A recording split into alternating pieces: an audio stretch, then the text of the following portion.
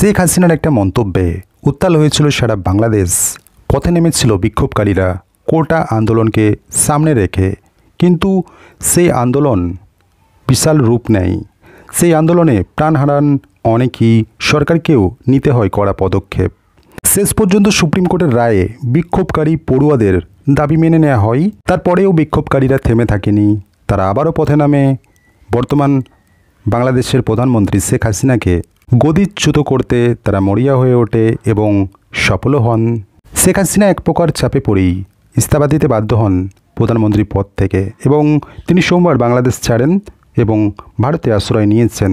তো নিঃসন্দেহে এই জিনিসটা তো স্পষ্ট হচ্ছে, বাংলাদেশের বর্তমান যে সরকার, শেখ হাসিনার সরকার অবশ্যই ভারতের প্রতি একটা পজিটিভ চিন্তাভাবনা রাখে, কিন্তু এর বিপরীতে যে দল বাংলাদেশের রয়েছে তারা যে প্রখরভাবে অ্যান্টি ইন্ডিয়া, এটা খুব স্পষ্ট হয়ে গিয়েছে। এবং সাম্প্রতিককালে যে আন্দোলন চলছে সেখানে যারা ভারতীয় রয়েছে বাংলাদেশে, তারা বিভিন্ন সময় অপ্রত্যাশিত ঘটনার শিকার হয়েছেন, তার সাথেও আমরা অবগত রয়েছি।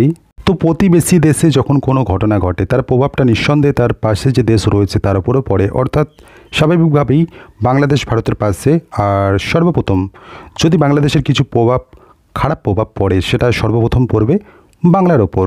তো এই বিষয়ে কেন্দ্র সচেতন রয়েছে এবং এমনও প্রশ্ন তোলা হচ্ছে, বিরোধীদের পক্ষ থেকে কেন্দ্রকে প্রশ্ন করা হচ্ছে, এই যে বাংলাদেশের বর্তমান পরিস্থিতি তৈরি হয়েছে এর পিছনে কি কোনো বিদেশি শক্তির যোগ রয়েছে?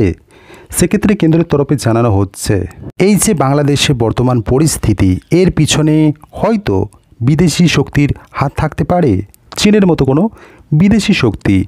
এই বিষয়টা পুরোপুরি উড়িয়ে দিচ্ছে না কেন্দ্র।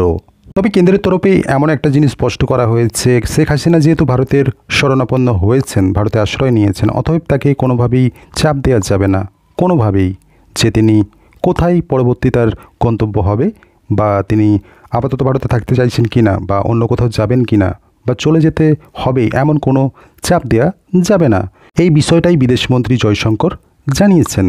তবে কেন্দ্রের তরফে আরও বলা হয়, বাংলাদেশে যে পরিস্থিতি বর্তমানে রয়েছে সেটা এতটাও নিম্নমুখী না যে ভারতীয় নাগরিকদের উদ্ধার করতে হবে।